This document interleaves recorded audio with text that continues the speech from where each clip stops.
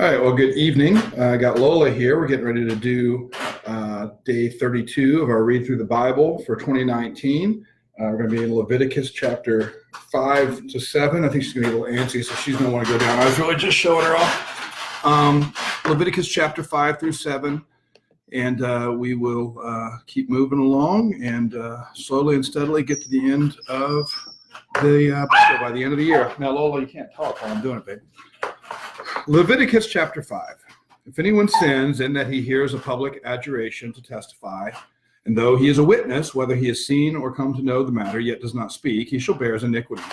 Or if anyone touches an unclean thing, whether a carcass or an unclean wild animal, or a carcass of an unclean livestock, or a carcass of unclean swarming things, and it is hidden from him, and he has become unclean, and he realizes his guilt, or if he touches human uncleanness or whatever sort of uncleanness may be with which one becomes unclean, and it is hidden from him, when he comes to know it and realizes his guilt, or if anyone utters with his lips a rash oath to do evil or to do good, any sort of rash oath that people swear, and it is hidden from him, when he comes to know it and realizes his guilt in any of these, when he realizes his guilt in any of these and confesses the sin he has committed, he shall bring to the Lord as his compensation for the sin that he has committed a female from the flock, a lamb or a goat for a sin offering, and the priest shall make atonement for him from his sin.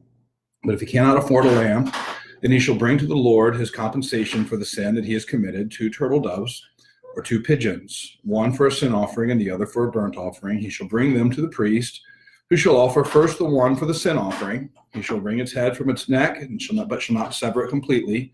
And he shall sprinkle some of the blood of the sin offering on the side of the altar, while the rest of the blood shall be drained out at the base of the altar. It is a sin offering. Then he shall offer the second for a burnt offering according to the rule, and the priest shall make atonement for him for the sin that he has committed. He shall be forgiven.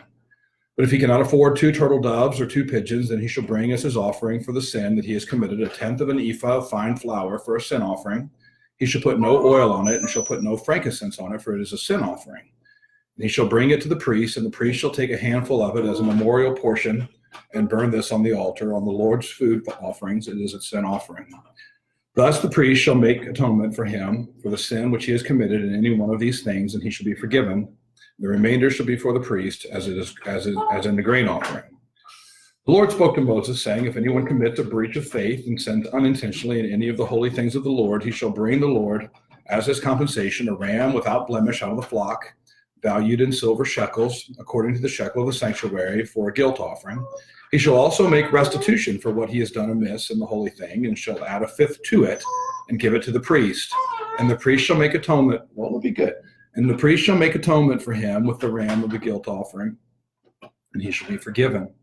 If anyone sins doing any of the things that by the Lord's commandments ought not to be done, though he did not know it, then realizes his guilt, he shall bear his iniquity. He shall bring to the priest a ram without blemish out of the flock or its equivalent for a guilt offering, and the priest shall make atonement for him for the mistake that he made unintentionally, and he shall be forgiven. It is a guilt offering. He has indeed incurred guilt before the Lord. Chapter 6.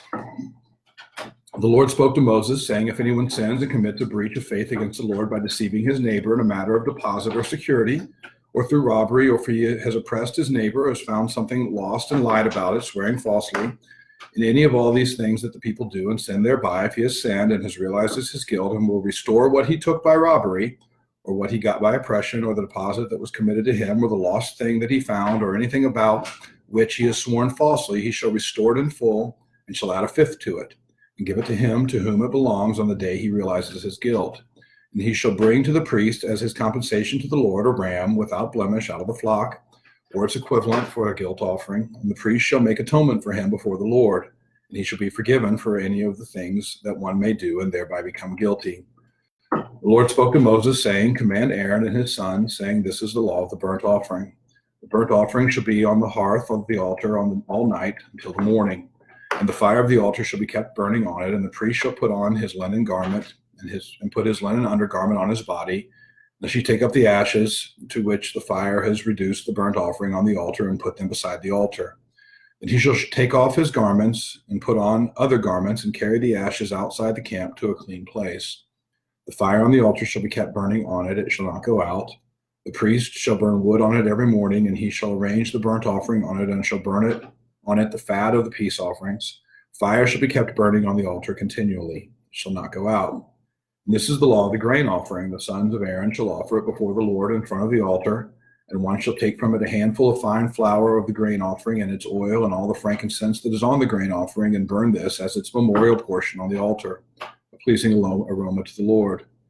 And the rest of it Aaron his son shall eat. It shall be eaten unleavened in a holy place. In the court of the tent of meeting they shall eat it. It shall not be baked with leaven. I have given it as their portion of my food offerings. It is a thing most holy, like the sin offering and the guilt offering. Every male among the children of Aaron may eat it, as decreed forever throughout your generations from the Lord's food offerings. Whatever touches them shall become holy. The Lord spoke to Moses, saying, This is the offering that Aaron and his sons shall offer the Lord on the day when he is anointed. A tenth of an ephah of fine flour as a regular grain offering, half of it in the morning and half in the evening. It shall be made with oil on a griddle. You shall bring it well mixed in baked pieces like a grain offering, and offer it for a pleasing aroma to the Lord. The priest from among Aaron's sons, who is anointed to succeed him, shall offer it to the Lord as decreed forever. The whole of it shall be burned. Every grain offering of a priest shall be wholly burned. It shall not be eaten. The Lord spoke to Moses, saying, Speak to Aaron and his sons, saying, This is the law of the sin offering. In the place where the burnt offering is killed shall the sin offering be killed before the Lord. It is most holy. The priest who offers it for sin shall eat it. In a holy place it shall be eaten. In the court of the tent of meeting, whatever touches its flesh shall be holy. And when any of its blood is splashed on a garment, you shall wash that on which it was splashed in a holy place. And the earthenware vessel in which it is boiled shall be broken. But if it is boiled in a bronze vessel, then it shall be scoured and rinsed in water. Every male among the priests may eat of it. It is most holy, but no sin offering shall be eaten from which any blood is brought into the tent of meeting to make atonement in a holy place. It shall be burned up with fire. Chapter 7. Uh-oh. Come on, internet.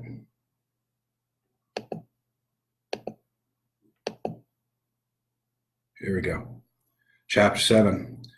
This is the law of the guilt offering. It is most holy. In the place where they kill the burnt offering, they shall kill the guilt offering, and its blood shall be thrown. And its blood shall be thrown against the sides of the altar. And all its fat shall be offered, the fat tail, the fat that covers the entrails, the 2 kidneys with the fat that is on them at the loins, and the long lobe of the liver that he shall remove with the kidneys. The priest shall burn them on the altar as a food offering to the Lord. It is a guilt offering. Every male among the priests may eat of it. It shall be eaten in a holy place. It is most holy. The guilt offering is just like the sin offering. There is one law for them. The priest who makes atonement with it shall have it. And the priest who offers any man's burnt offering shall have for himself the skin of the burnt offering that he has offered. And every grain offering baked in the oven and all that is prepared on a pan or a griddle shall belong to the priest who offers it. And every grain offering mixed with oil or dry shall be shared equally among all the sons of Aaron. And this is the law of the sacrifice of the peace offerings that one may offer to the Lord. If he offers it for a thanksgiving, then he shall offer with the thanksgiving sacrifice unleavened loaves mixed with oil, unleavened wafers smeared with oil, and loaves of fine flour mixed well with oil. With the sacrifice of his peace offerings for thanksgiving, he shall bring his offering with loaves of leavened bread, and from it he shall offer 1 loaf from each offering as a gift to the Lord. It shall belong to the priest who throws the blood of the peace offerings. And the flesh of the sacrifice of his peace offerings for thanksgiving shall be eaten on the day of his offering. He shall not leave any of it until morning, but if the sacrifice of his offering is a vow offering or a free will offering, it shall be eaten on the day that he offers his sacrifice, and on the next day what remains of it shall be eaten. But what remains of the flesh of the sacrifice on the 3rd day shall be burned up with fire. If any of the flesh of the sacrifice of his peace offering is eaten on the 3rd day, he who offers it shall not be accepted, neither shall it be credited to him. It is tainted, and he who eats of it shall bear his iniquity. Flesh that touches any unclean thing shall not be eaten. It shall be burned up with fire.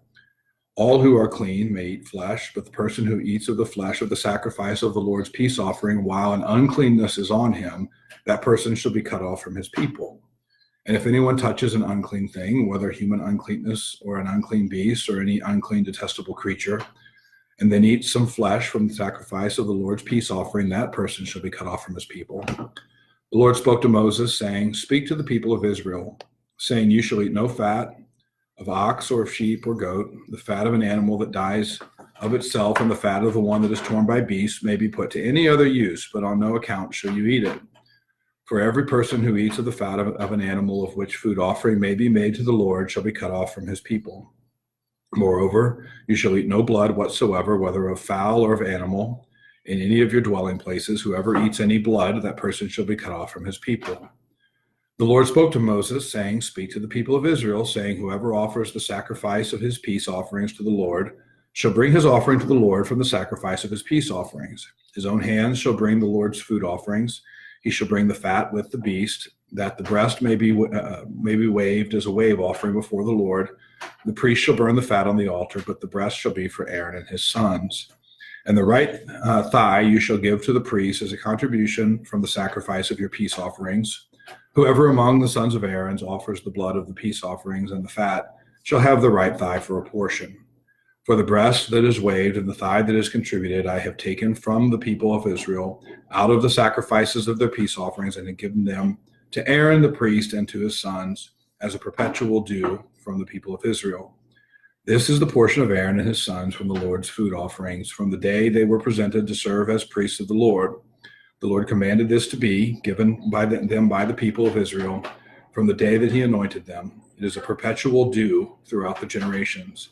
This is the law of the burnt offering, of the grain offering, of the sin offering, of the guilt offering, of the ordination offering, and of the peace offering, which the Lord commanded Moses on Mount Sinai on the day that he commanded the people of Israel to bring their offerings to the Lord in the wilderness of Sinai. All right.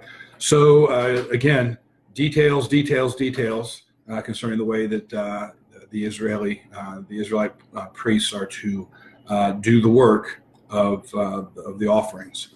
Every detail is significant to the Lord, and we see that really about a lot of things in life. That good things done in the wrong way are a problem. Good things taken in the wrong measure are a problem. God is always concerned with the right attitude, the right amounts, the right time, with the right heart, and the heart that looks at Him and says, "All right, you're in charge. I want to do it the way that you want to do it because you have the right to dictate that." Is the heart that is pleasing to God. God prefers obedience over sacrifice. And so pick up tomorrow in chapter 8 of Leviticus. It won't be long here in Leviticus before we moved on, but this is where a lot of people fall off. And so let's just not do that. See you guys tomorrow.